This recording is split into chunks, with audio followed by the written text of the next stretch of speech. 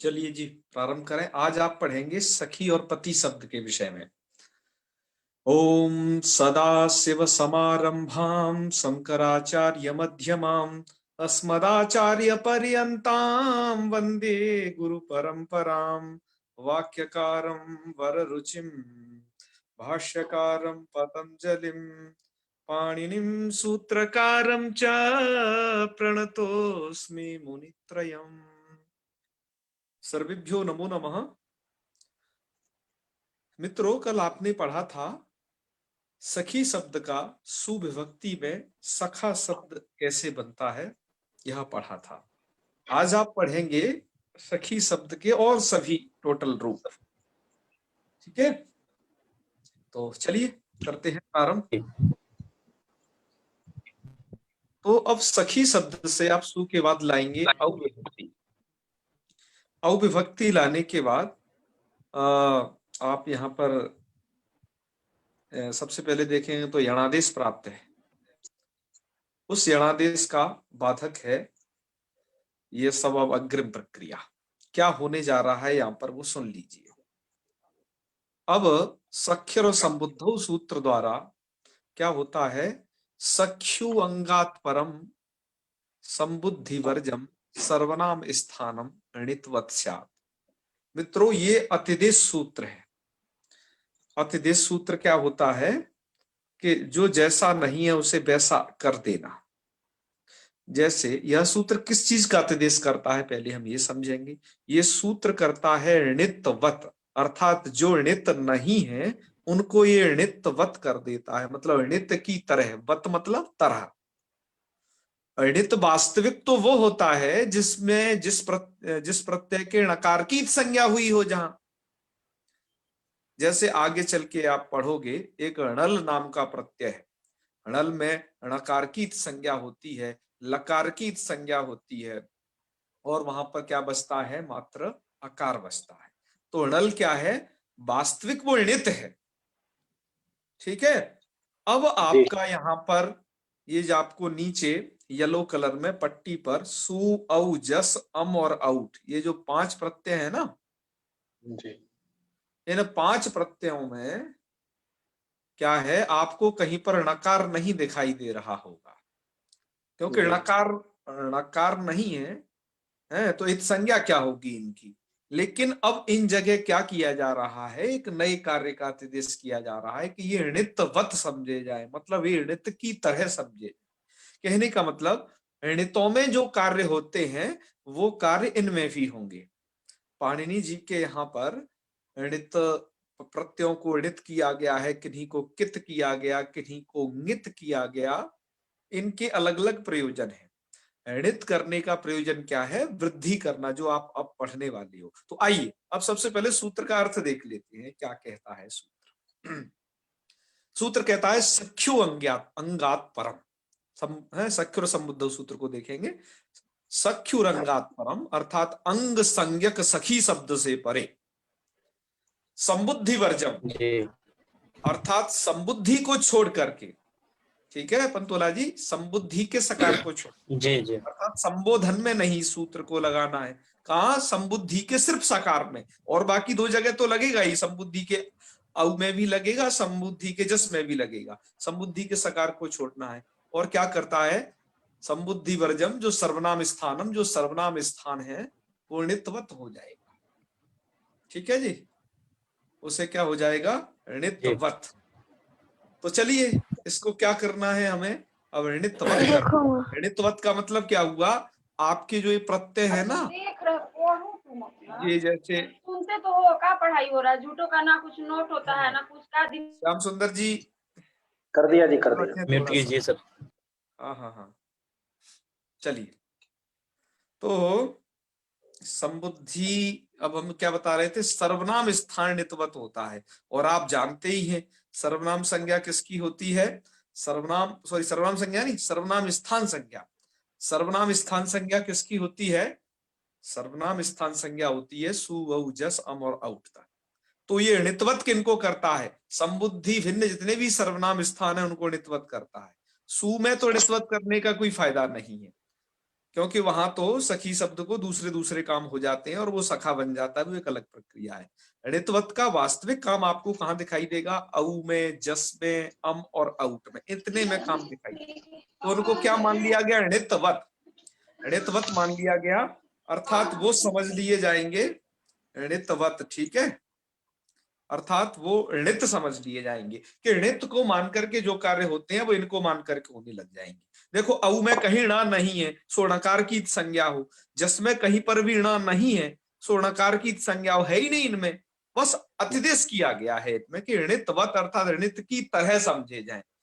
ऐसे अतिदेश मैंने कई बार आपको बताया है। कुत्ता पालने वाले में, कुत्ता पालने वाले अक्सर क्या करते हैं, उसको पुत्रवत स्नेह देते हैं।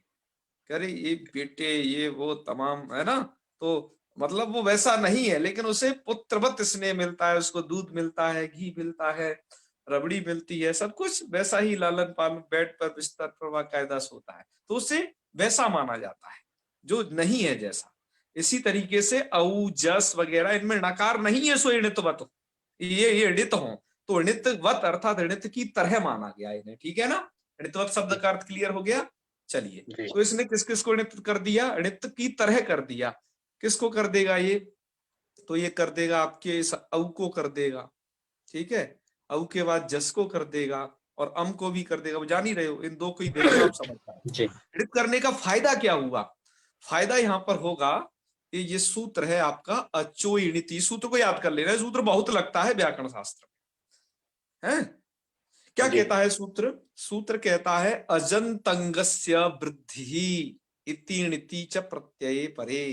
इति णिति च प्रत्यये परे, प्रत्यय नहीं है लेकिन आप जोड़ देना उसे, कि अजंत अंग मतलब वो अंग संज्ञक भी हो, साथ साथ अजंत भी हो जी। कैसा होना चाहिए? अजंत अंग। अजंत का मतलब अच अंत वाला अंग, है ना, आप जानते हो। तो क्या हो जाता है, उसको वृद्धि हो जाती है अजंत अंग को। कब? जब इंत अथवा णित प्रत्यय परे हो, ठीक है जी। इंत और णित प्रत्यय परे हो तो अजंत अंग को क्या हो जाती है जी? वृद्धि।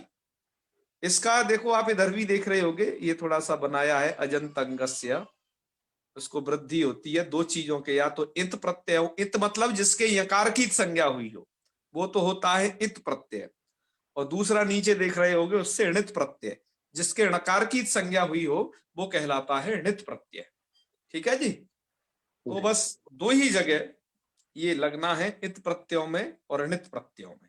अभी आपने क्या किया है, औ को, जस को, ये जो सर्वनाम स्थान है, इनको णित की तरह आपने अतिदेश किया है कि णित की तरह समझे जाए। तो अब क्या होगा, औ प्रत्यय के परे रहते भी वृद्धि हो जाएगी, क्योंकि औ णित है, णित की तरह आपने मान लिया, वृद्धि कर दी। वृद्धि करने से क्या होगा? वृद्धि देख लीजिए, वृद्धि हुई तो सखई औ ये स्थिति हुई, और वृद्धि करने के बाद क्या हो जाना है? आय आदेश, क्योंकि अब तो इच्यो आया वही लग जाएगा, सखई औ, अब तो आय आदेश हो जाएगा इच्यो आया वह सूत्र द्वारा। तो स्थिति हो जाएगी सख आय औ, बस आय आदेश करना, मिला देना है, और मिला देना है सखा यौ, ये बन जाएगा, ठीक है जी। चलिए अब देखिए इधर आपका, अब सखी आगे जस विभक्ति, जो आपने काम औ में किया वही वही यहां करना है। जस क्या है? जस का अस बचता है, ये क्या है? ये णितवत है। ये क्या है? णित की तरह है, ये प्रत्यय, ये प्रत्यय को किया जा रहा है णितवत, समझे रहना, प्रकृति से कोई छेड़छाड़ नहीं है। उसके प्रत्यय के परे रहते प्रकृति क्या है? अंग है, अंग संज्ञक है, यस्मात् प्रत्यय प्रत्यंगम। अतः उस सखी अंग को क्या हो जा रहा है? अचोइणिति सूत्र द्वारा अजंत अंग है, सखी के अंदर बाद में ई है ना, सखी के बाद ई, तो ये अच अंत वाला अंग है, जो भी अजंत अंग होंगे वहां वृद्धि हो, ठीक है जी। तो यदि वो आगे कोई णित प्रत्यय परे होगा तो इसको णितवत आदेश किया गया, वृद्धि कर दी, तो सखई अस, आय आदेश, सखा अस, अब वो मिला दीजिए और सकार को रुत्व विसर्ग कर देना है, वो प्रक्रिया जानते ही है। तो क्या बन जाएगा? सखाय। आपके प्रथमा विभक्ति में क्या रूप बन गए? सखा, सखायऊ, सखाय, ठीक है जी। इतने रूप आपने बना लिए, और यहां पर देखो सखायऊ रूप, इसके बाद अचुविणति लगा करके, वृद्धि करके और आयादेश करके। और फिर उसके बाद आपकी लघु सिद्धांत कौमुदी में सखा यह ये जस विभक्ति का भी रूप लिख दिया है। इसके बाद आप सिद्धांत कौमुदी में संबोधन का रूप दे रहे हैं, हे सखे, है कैसे बन जाएगा सखी शब्द से। और जैसे आपने हरि शब्द में संबोधन में क्या किया था, सखी शब्द को वहां हरि को गुण किया था, यहाँ पर भी गुण करके क्या बना लेना, हे सखे। और बाकी रूप हे सखायऊ, हे सखाय, संबोधन के क्लियर हुए। अब आ जाइए द्वितीय विभक्ति पर। द्वितीय विभक्ति में भी कुछ नहीं करना है, सखी आगे अम विभक्ति लाना है, ठीक है जी। सखी आगे अम विभक्ति लाना है, और अम भी णितवत है, इसलिए यहां पर अमी पूर्व नहीं लगेगा। अब णितवत हो जाने से सखी की ई को ऐ वृद्धि हो जाएगी, तो सखई अम, यहां पर मैंने रूप लिखा नहीं है क्योंकि आपको वैसे ही समझा देना है, सखई अम। और अब आपको क्या कर देना, ऐ को आय आदेश सखायम, मूल कार्य वो रूप यहां दे दिया है ये सखायम, ठीक है जी। और फिर आपको औ में फिर क्या कर लेना है, सखायऊ, जैसे पहले औ पर बनाया था ऐसे यहाँ पर भी सखायऊ, वही प्रक्रिया करके पहले णितवत कर दीजिए, णितवत करके फिर उसको प्रकृति को वृद्धि कर देनी है जो अंग संज्ञक है, वृद्धि के बाद आय आदेश हो जाएगा, यथावत जो संधि है वो, है ना जी। हाँ ये सब हो जाएगा। चलिए, तो अब ये आप सखायम यहां तक समझ गए। अब आ जाइए आप सस विभक्ति में। सस विभक्ति में क्या करना है, बहुत इजी, कुछ भी नहीं करना। जैसे हरि शब्द का आपने हरिन बनाया था, क्या किया था, कुछ नहीं, प्रथम पुरुष वर्ण किया था और तस्मात् छसु नपुंसी से सकार को नकार कर दिया था। ऐसे ही यहाँ पर सखीन बन जाएगा, ठीक है। यहाँ पर यहाँ तक कोई कार्य नहीं है, देखो, इसलिए हमने इनको लिखा नहीं है इधर। अब क्या करना है, सखी शब्द की चूंकि आप जानते हैं घी संज्ञा होती नहीं, तो जब घी संज्ञा नहीं होती, तो हरि शब्द की घी संज्ञा होती थी तो उसका तो हरिणा बनता था, मतलब टा को ना हो जाता था, आंगोना स्त्रिया में सूत्र आपने पढ़ा। लेकिन यहाँ तो नहीं होती है घी संज्ञा, तो टा को ना नहीं होना है, तो क्या हो जाएगा, सखी प्लस आ, स्थिति दिमाग में रखी रहिए, सखी प्लस आ यण हो जाएगा, बस क्या हो जाएगा, यण आदेश। तो सख्या रूप आपका दिया ही है, आगे केवल जोड़ देना है, सख्या के बाद सखी भ्याम और सखी भी। तृतीया पूरी हो गई, चतुर्थी में आ जाइए। चतुर्थी का एक रूप दे ही दिया है यहाँ पर, सख्ये। देखो मूल ग्रंथ में सब कुछ लिखा हुआ है, जहां विशेष है बस वही बताते हैं मूल का। सख्ये यहाँ पर भी क्या कर दिया, सखी आगे गे, यहाँ पर भी घी संज्ञा हुई नहीं, घी संज्ञा हुई नहीं। वैसे तो घी संज्ञा होती है हरि का तो हरे बनता है, अब क्योंकि वहां गुण हो जाता है और अयादेश हो जाता है। यहाँ पर तो क्या हो जाएगा, गुण अयादेश कुछ नहीं होना, क्योंकि ये तो घी संज्ञक ही नहीं है, सखी शब्द की घी संज्ञा होती ही नहीं है इकारांत होते हुए भी, क्योंकि शेषो ज्ञ सखी में निषेध किया गया है। तो यहाँ पर भी यण करके सखी ए सखी, ठीक है जी, हाँ सख्य बना लिया। इसके बाद क्या करिए, आगे के रूप तो बना ही दीजिए, सखीभ्याम और सखीभ्य है जी, सखीभ्याम और सखीभ्या। चलो आगे फिर क्या करना है, अब आ जाइए आप पंचमी विभक्ति। तो पंचमी विभक्ति का रूप हमने यहाँ लिख भी दिया है और आपके ग्रंथकार ने भी उसको लिखा है। पंचमी विभक्ति में क्या करना है, आप सखी शब्द से नसी लाइए, नसी का बचेगा अस, तो सखी अस, ठीक है जी, जी। और आपको कर देना है यणादेश, यण ही यण हो जाएगा, ठीक है हाँ, यण हो जाएगा तो स्थिति बन जाएगी सख्य अस, सख्य यस अस, ठीक है हाँ। अब एक सूत्र को स्मरण कर लीजिएगा, वो सूत्र है आपका क्षत्यात्परस्य। ये सूत्र क्या कहता है, खिति शब्दाभ्याम, किसी शब्द में या तो खीति ह्रस्व हो, खिति शब्दाभ्याम, या फिर किसी शब्द में खीति शब्दाभ्याम, या फिर खीति शब्द दीर्घ रूप में पठित हो, तो क्या हो जाता है, इनसे परे, मतलब दीर्घ खी या खी, या है मतलब ह्रस्व खी और दीर्घ खी, ह्रस्व ती और दीर्घ ती, इनसे परे कृत यणादेशाभ्याम, यणादेश कर लिया गया है, उनसे परे है कृत यणादेशाभ्याम परस्य, क्या हो जाता है, काम सुन लीजिए, काम क्या करता है सूत्र, काम जानना बहुत जरूरी है। ngसी ngसो हो अतः उ, ngसी ngसो अतः अर्थात ngसी और ngस के, षष्ठी है ना, ngसी ngसो हो अर्थात ngसी और ngस के, अतः मतलब आकार को, ह्रस्वकार तपर करने, क्या हो जाता है उ, मतलब उ हो जाता है आकार को, ठीक है ना।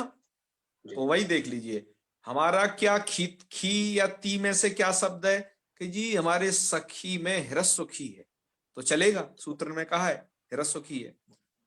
क्या उस ह्रस्व खी को यण कर लिया गया है क्या? यस, यण हमने या कर दिया है, देखो ये स ख य ऐसा बना लिया है। उसके बाद क्या है, ngसी ngस का आकार हो, तो ngसी ngस का क्या है, अस बचता है दोनों का, तो दोनों यहाँ पर देख लीजिए आकार भी विद्यमान है, तो उस आकार को क्या कर देना है, ऊ कर देना है। ऊ कर दिया तो जो अस था वो प्रत्यय बन गया उस, अस प्रत्यय किसमें बदल गया, उस। और बस कुछ नहीं करना, बस भैया मिला देना है, आपने यण तो पहले ही कर चुके हो ना जी, बस आप मिला दीजिए और सकार को रुत्व विसर्ग कर देना है फटाफट, तो क्या रूप बन जाएगा, सख्यु। क्या रूप बन जाएगा, सख्यु।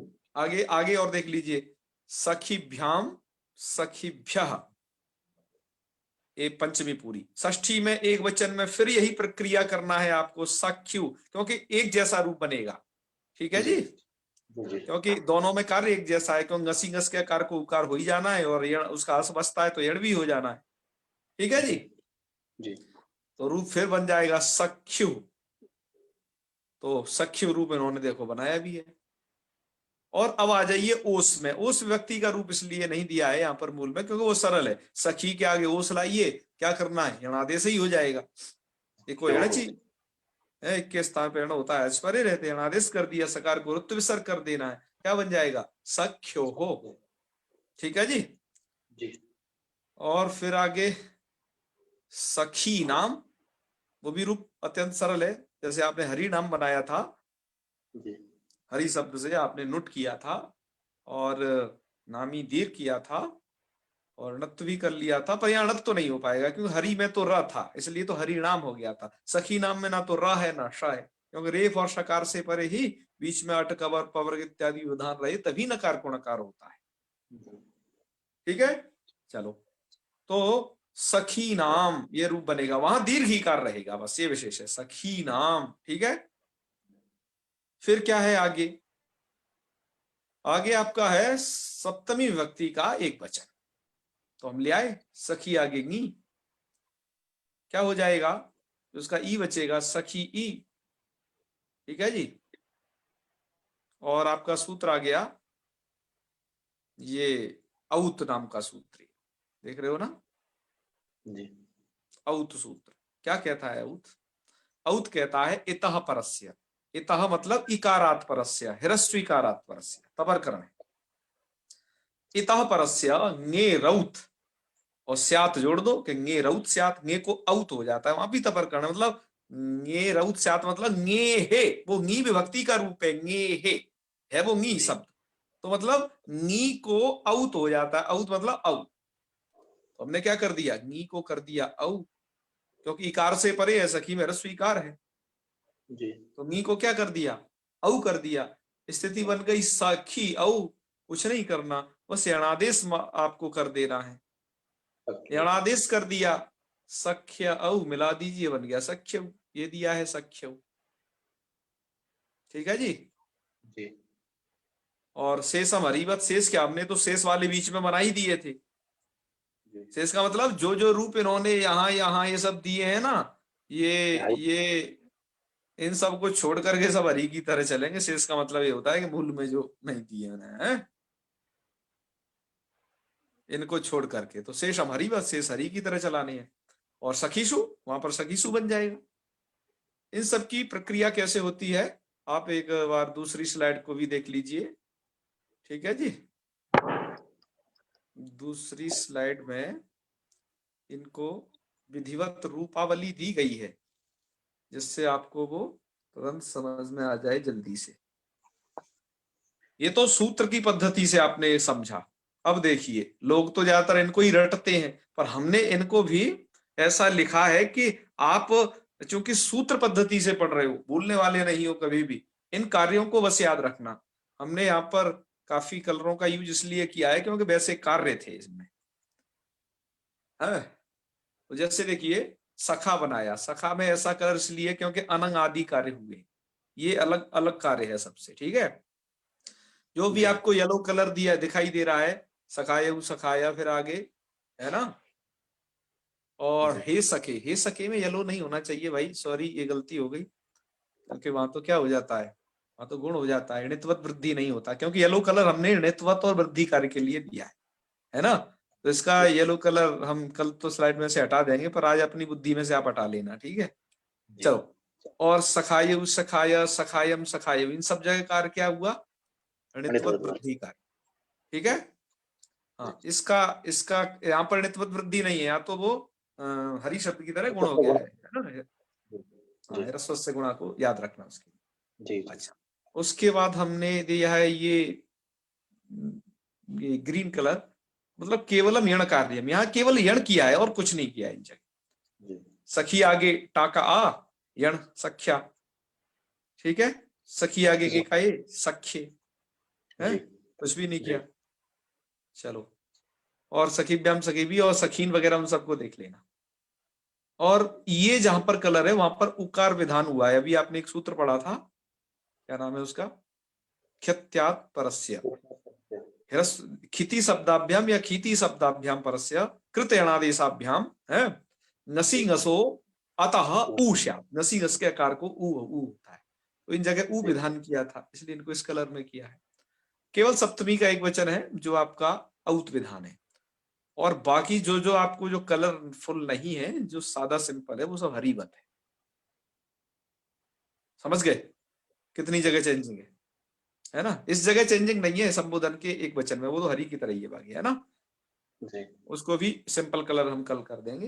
तो ये इतना आप समझ गए ना, सखी में कितनी जगह भिन्नता है हरी से, और बाकी बचा कुछ हरी शब्दवत है। तो अब तो इसके रूप तो चला ही लोगे ना सब। चलो, आप में से चलवाते हैं किसी से, मैंने देख के बढ़िया से चला दे, उनका नाम ले। आप लोगों में से सब बुद्धिमान लोग हैं, एक से एक विद्वान हैं, ठीक है ना। तो सब समझाने पहचाने। संदीप जी, आपसे बहुत दिनों से बात नहीं हुई है, थोड़ा सा संदीप जी जी आचार्य जी, समझाओ। इन रूपों को बोलिए थोड़ा सा, कि सखा, इस सखी शब्द के रूप कैसे चलते हैं।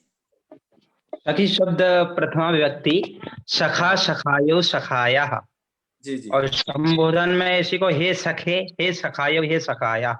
जी जी द्वितीय व्यक्ति एक वचन में सखायम, बहुवचन द्विवचन सखायो, और बहुवचन में सखीन बनेगा, सखीन, हरीन की तरह, है ना। हाँ जी। और तृतीया में सख्या, सखीभ्याम सखीभी, सखी भी छोटा जी ई का। जी जी। और चतुर्थी सखे सखीभ्याम सखीभ्या। पंचमी में सख्यु, सखीभ्याम सखीभ्या। षष्ठी में सख्यु, सख्यो सखीना। सप्तमी में सख्यो, सख्यो सख्यो सखीतु। अच्छा, आप ये बता सकते हैं कि हरी शब्द का क्या बना था सप्तमी का एक वचन, जैसे सखी का तो सख्यु बना था, हरी का बता दीजिए। हरऊ बना था। हरऊ, वेरी गुड। चलिए, बहुत अच्छे बहुत अच्छे। आपके इस व्याकरण में श्रम को देख करके हम बड़े प्रसन्न हैं। आप सभी बड़े दत्तचित्त धन्यवाद आपके, पढ़ रहे हैं। आप सबसे ज्यादा श्रम तो आप कर रहे हैं हम लोगों के लिए, जो पढ़ा रहे हैं आप, इतना समय देकर। बहुत वर्धापन, अरे हमें तो ये कार्य करना ही है। जी आचार्य, हम भी आपके साथ प्रयासरत रहेंगे। हाँ। ठीक है ना। आप लोग विशेष रहे, मैं देख रहा हूं आज हमारी क्लास में अभी 30 लोग उपस्थित हैं, है ना, एक चले गए, 29 रह गए। तो ये संख्या शुरुआत में लगभग 150 के करीब थी। तो अभी महीने महीने घट घट के ये रह गई है। मुझे लगता है अंतिम में बस 10 लोग रह जाएंगे, 10 लोग। क्योंकि शास्त्र में एक निरंतरता चाहिए, शास्त्र में श्रम होता है, ये आप समझिएगा बात को। हम एक उस परंपरा को पढ़ रहे हैं जो पाणिनि काल में, जो क्या कैसे मतलब शब्दों पर नियंत्रण किया जाता था, कैसे शब्दों को समझा जाता था, उस परंपरा को हम पढ़ रहे हैं, जिससे कि हमें जल्दी से बोध हो जाए। उन लोगों ने बहुत प्रयास किया था कि हम सभी शब्दों को कैसे हम संक्षिप्त रूप से जान सकते हैं, इसके लिए वो कार्य उन्होंने किया था। ठीक है ना? तो ठीक है जी। तो अब हम उस परंपरा को पढ़ रहे हैं, तो उस कारण से क्या है कि देखो लॉकडाउन में तो लोग खाली थे, नहीं क्या कर रहे, चलो व्याकरण क्लास ज्वाइन कर लो, कुछ ना कुछ आएगा ही। अब चूंकि धीरे धीरे सब खुलता जा रहा है, उनके कार्य बढ़ते जा रहे हैं, सब बढ़ते जा रहे हैं। चलो खैर कोई बात नहीं, आप लोग प्रयास करें, निरंतर उपस्थित रहें। यदि किसी किन्हीं दिन किन्हीं कारणों से अनुपस्थित होते हैं या लंबा अनुपस्थित होते हैं, तो आप प्लीज वीडियो देखना ना छोड़ें। आप पुराने वीडियो जो आपसे छूट गए उन्हें देखते रहें और नई क्लास में तुरंत जुड़ें। नई क्लास में आपको जुड़ने का फायदा है, आप पूछ सकते हो तुरंत कुछ भी दिक्कत हो तो, है ना? और आप ये समझिएगा, लाइव की मानसिकता, लाइव पढ़ने की मानसिकता और एक रिकॉर्ड सुनने की मानसिकता, दोनों में फर्क होता है। ठीक है, ये आप यहाँ साक्षात उपदेश मिल रहा है। ठीक है। तो चलिए, आप ये सखी शब्द को पूरा समझ चुके हो। अब ऐसे ही सखी शब्द से आगे बढ़ते हैं मित्रों। सखी शब्द से आगे एक है वो पति शब्द। पति शब्द में थोड़ा सा अंतर है। किसकी अपेक्षा? हरि की अपेक्षा थोड़ा सा अंतर है और सखी की अपेक्षा भी थोड़ा सा अंतर है। तो आइए अब हम उस पति शब्द को भी देख लेते हैं, कैसे बनेगा वो। पति शब्द को प्रायः परीक्षाओं में पूछा जाता है, क्योंकि इसमें कुछ थोड़े थोड़े कार्य अलग हैं। ठीक है, हाँ हाँ, और बहुत सरल है, हालांकि बस थोड़ा ध्यान रखना है।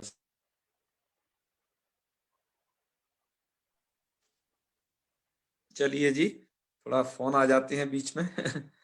अब पति शब्द के लिए बस आपको एक ही सूत्र याद रखना है ना? ये ये काम है, ये निर्णय अब होना है कि कहाँ घी संज्ञा इसकी होगी या नहीं होगी, कब किस कंडीशन में होगी, है ना? घी संज्ञा। एक बात ध्यान रखना, पाणिनि जी के संज्ञा सूत्रों का बहुत रोल है। क्यों? जब उसको संज्ञा है तभी उसको काम है, संज्ञा नहीं है वो तो उसको काम नहीं है, संज्ञा निमित्तक वो कार्य नहीं हो। तो संज्ञा का बड़ा रोल है पाणिनि जी के यहाँ। इनका सूत्र है एक पति समास एव। पति समास एव क्या कहता है? आपके मूल में तो उसका अर्थ केवल यही लिखा हुआ है जो आप देख रहे हो ब्लैक कलर में, घी संज्ञा। बाकी अर्थ को हमें जोड़ना पड़ा है आप लोगों के सौकर्य के लिए गीता प्रेस वाली पुस्तक से। क्या है कि पति शब्द समासे एव घी संज्ञा। ठीक है, पति समास एव का मतलब है पति शब्द समासे एव घी संज्ञा। पति शब्द का जब किसी के साथ समास हुआ हो तभी वो घी संज्ञक होता है। न तू केवल, न तू केवल का मतलब जब अकेला पति शब्द हो तो उसकी घी संज्ञा नहीं करनी है। ठीक है जी, तो उसकी घी संज्ञा नहीं होगी जब अकेला पति शब्द है। तो हम पहले क्या कर रहे हैं कि अकेले पति शब्द के रूप पहले चलाएंगे, फिर जहां समास हो गया है, जैसे पति शब्द का समास क्या है होगा, जैसे बहुत नए लोग हैं वो नहीं जानते हो समास का मतलब, जैसे भू और ये पति। अब पति का भू के साथ समास हो गया तो भूपति, नरपति, पशुपति, ये क्या है? पति शब्द के साथ समास है तमाम अन्य शब्दों के साथ। तो ये सूत्र क्या कहता है? पति शब्द जब समास होगा तो ही घी संज्ञा वाला होगा, मतलब भूपति है या नरपति, पशुपति, तब तो वो घी संज्ञक है।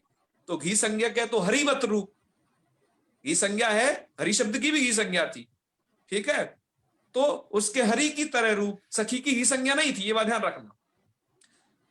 परंतु जब अकेला पति शब्द है तो उसकी घी संज्ञा नहीं होती। क्या अर्थ है? न तू केवला, केवल पति संज्ञ घी, पति शब्द है तो वो घी संज्ञक नहीं है। चलो भैया जी, इसकी घी संज्ञा नहीं होगी तो उसके रूप बनेंगे कैसे कैसे? हाँ, एक बात और, चलो एक और बात और बता दें मित्रों, बहुत सारी पुस्तकों में ये क्या बोलते हैं, बहुत सारी पुस्तकों में ये दो रूप नहीं है जो हमने यहाँ कोष्टक में लिखे हैं, और बाकी जैसे पत्युहु और पत्यु ये रूप दिए हुए हैं, बाकी दो रूप नहीं दिए हैं। हमने इन दो रूपों को भैमी व्याख्या के अनुसार, और एक जो वो राजस्थान वाली पुस्तक है शिवदत्त शर्मा दाधिमत जी की, उनके अनुसार इन रूपों को लिखा है। घी संज्ञा का संज्ञक का मतलब क्या है? घी संज्ञक का मतलब है जैसे किसी का घी नाम रख दिया, उसका नाम है घी। पाणिनि जी ने क्या किया कि बहुत लंबे चौड़े नाम रखने से वो बचे। जैसे बहुत से लंबे चौड़े नाम रख देते हैं ना कि वेंकटराव, माधर, केशव राम, हो जाने क्या क्या, वो बड़ा लंबा नाम बताता है इस मूवी में। ऐसे लंबे नाम नहीं रखते हैं पांडे जी, बड़े संक्षिप्त नाम रखते हैं, जिससे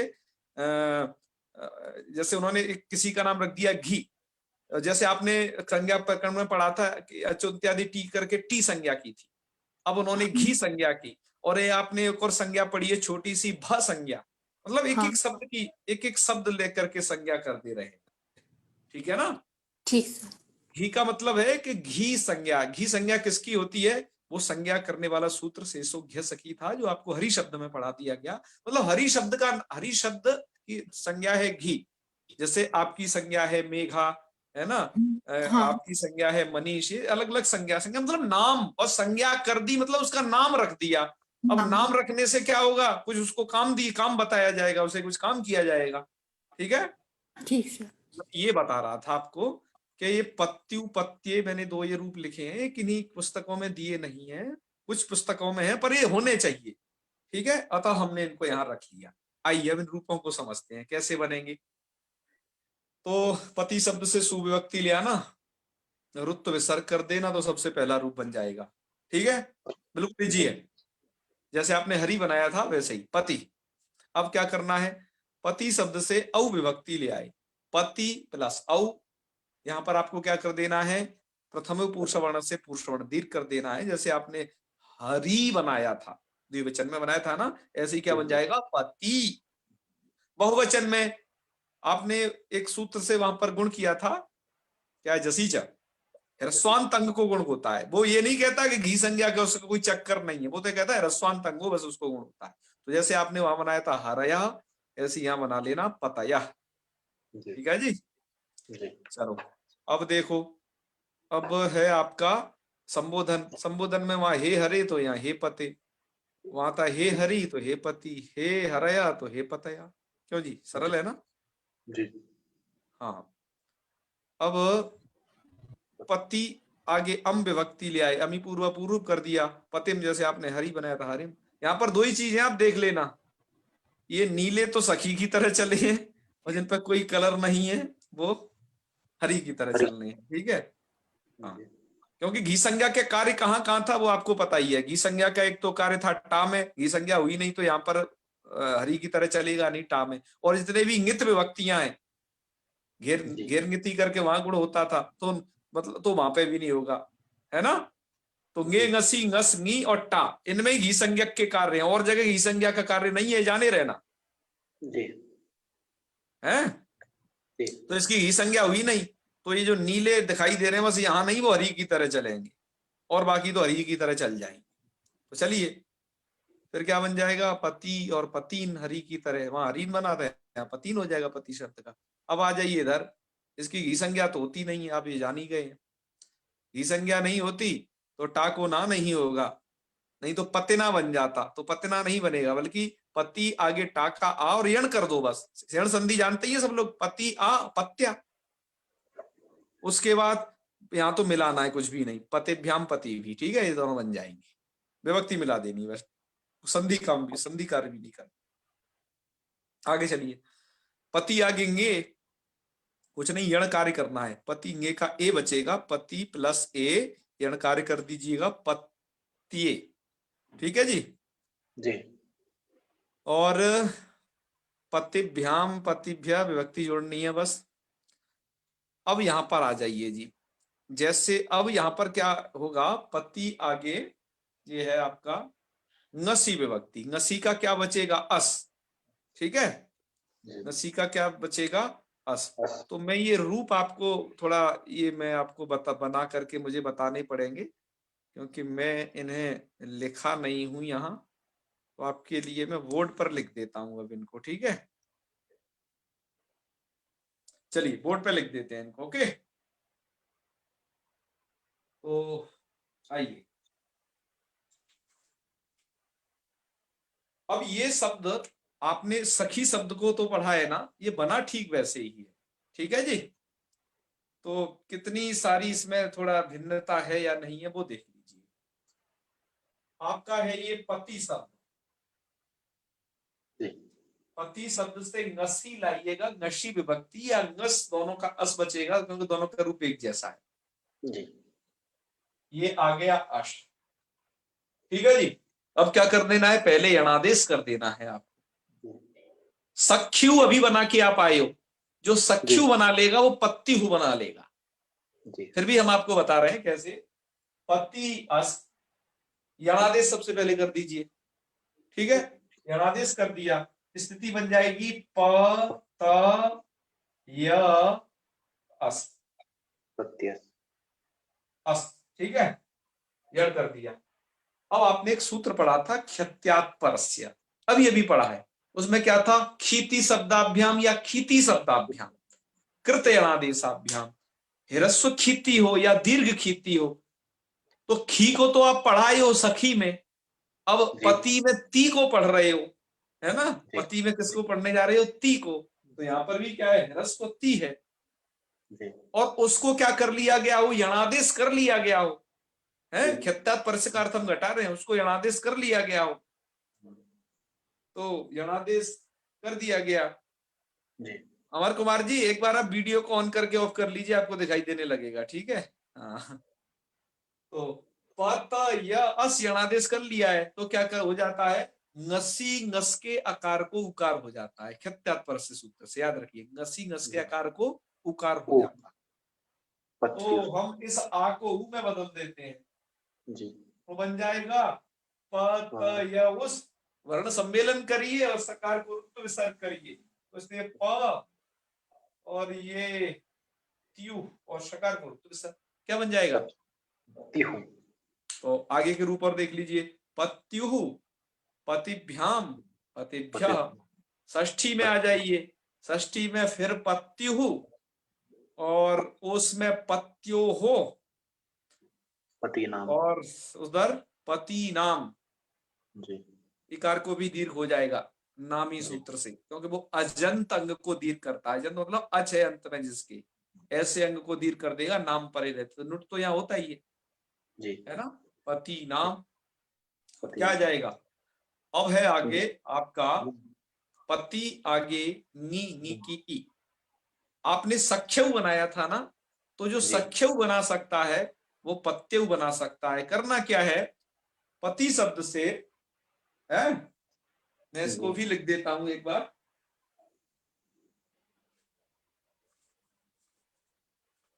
पति शब्द से आप ले आइएगा नी, और नी की बचेगी ई, अनुबंध हटा दिया आपने। ठीक है, जी तो भैया क्या होगा, सबसे पहले आपका एक सूत्र था, अभी आपने पढ़ा था औत नाम का एक सूत्र, औत इकार से परे है, यदि इकार से परे यदि नी होता है तो उसको औ कर देता है सूत्र को याद रखना सभी सूत्रों के उसको कामों की। तो स्थिति क्या बन जाएगी, पति और इसको औ जी। अब आपको क्या कर देना है, बस यणादेश कर देना है, पत्तियों क्या बन जाएगा, पत्तियों पत्यौ। ठीक है, जी। और इसके बाद क्या होगा, पत्यौ और फिर आगे पत्यो हो और फिर पतिषु और पतिषु, ये रूप बन जाएंगे। ठीक है ना, ये देख लो भाई कि वही जी। सब रूप बनाए हैं। अब आपको कोई दिक्कत नहीं होनी चाहिए इसमें। अब सखी शब्द की तरह कहाँ चले, जहाँ नीला था और बाकी जगह जी। कोई कलर नहीं था, वो सब हरी की तरह था। तो इसमें देखो थोड़ा मिश्रण था, पति और हरी की कुछ बातों का मिश्रण था। ठीक है, जी। हाँ हाँ हाँ, चलिए, तो ये अब बन गए। अब आगे आगे चलिए। अब आपने सखी, देखो इकारांतों में आपने हरी समझा, सखी समझा, पति समझ लिया है? Hello friends, this is Manshi and welcome to Let's Learn. मूल में लिख दिया है यहाँ पर शेषम हरिवत, शेष हरी की तरह चल जाएंगे ए पति के लिए, तो हमने वो चला दिए हरी की तरह जो चलने थे वो। ठीक है, अब आगे एक बात लिखी है, समासे तो भूपतये, कहा जी समास में तो भूपतये ही बनेगा, अर्थात समास जहां पर है, तो मैंने बताया भूपति में समास है, भू का पति के साथ समास हो गया है, तो समास होने पर क्या होता है, गी संज्ञा होगी कि नहीं होगी, अब ये बात बताओ। होगी। समास होने पर गी संज्ञा होगी कि नहीं होगी, होगी। होगी। तो घी संज्ञा होगी तो पति रूप संज्ञा। किसके तरह चला देना, हरि की तरह चला देना इसके रूप, सभी हरि शब्द हरि के भूप तो भूपति के, हरि की तरह चला हरि। देना सबके सब, ठीक जी है। जी तो बात आई समझ में। जी तो चलो हरि की तरह हम अब इसको आपसे कल चलवा लेंगे, आप थोड़ा अभ्यास कर लीजिएगा, पति का भी, हरि का भी, सखी का भी। अब अंतिम में एक प्रश्न छोड़ करके जा रहे हैं आप लोगों के लिए, आप हमें समाधान देना। आपने अभी अभी पढ़ा कि समास में ही घी संज्ञा होती है, जब पति शब्द अकेला रहता है तो घी संज्ञा नहीं होती, घी संज्ञा नहीं होगी तो उसका हरि की तरह रूप नहीं चलेगा, ठीक है ना। जी जी घी संज्ञा के कार्य कहाँ है, कि टा में है और नित विभक्तियों में है, घी संज्ञा के कार्य भी आपने सुने और देखे। जी अब एक रूप बनता है, जैसे सीताया पतये नमः, तो पतये बन कैसे सकता है, देखो क्यों, क्योंकि अभी आपने पढ़ा पति शब्द का गे में क्या बनेगा, पत्ये, सिर्फ यण हो जाएगा, हरि की तरह हरय और ऐसा तो पतये नहीं बनेगा, क्योंकि उसकी घी संज्ञा नहीं, घी संज्ञा होने से ही वहां पर इकार को गुण होता है, रय आदेश होता है। तो जी। पतये कैसे बन गया, बनना चाहिए था पत्ये, इसका समाधान खोजना है ना, जी खोज लोगे ना। और एक वो भी तो समझा, ऐसे होगा सीताया पति सीता शब्द के साथ उसको हम समास करके बस सीता पतये बना सकते हैं। तो समास नहीं है ना वो, सीता यहाँ अलग विभक्ति है, सीता पतये के को पति। अलग बना दिया है, तो ये जी। कैसे समाधान होगा, आप इसका समाधान खोजिएगा, आपकी पुस्तकों में दिया हुआ है, बड़ा प्रसिद्ध है ये, ठीक है। जी जी तो अब आपको यदि कोई और अन्य जगह संदेह हो तो आप अब पूछ सकते हैं, आज आपने जो पढ़ा उसमें से आप पूछ सकते हैं, और उसके बाद हम क्लास का समापन करेंगे, क्यों जी। जी तो जी अमर जी कहिए।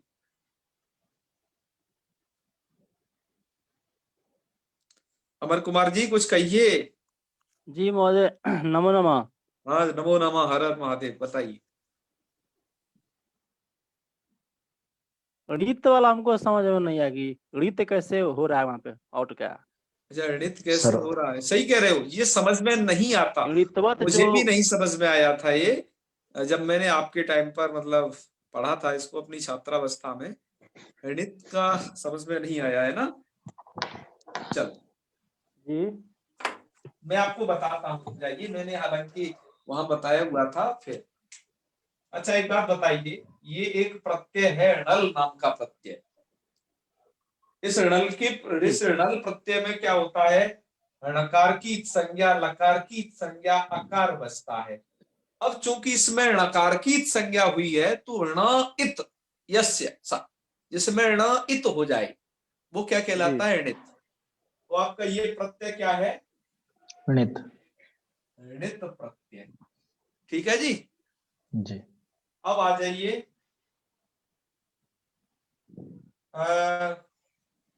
यहां से ले लीजिए, अब यहां से काम होता है, औ जस और ये आउट। अब एक आप बात बताइए, इन प्रत्ययों में जैसे आपको णल में ण दिखाई दे रहा था, ऐसे ही यहां पर किसी भी इन चारों प्रत्ययों में आपको ण दिखाई दे रहा है क्या, अमर जी बताइए। नहीं ण नहीं है, नहीं दिखाई दे रहा है। तो ये णित नहीं हो सकता था। जी जी अब ये णित हो नहीं सकता था, तो अब क्या किया, इनको णकार नहीं रहते हुए भी णकार बनाया,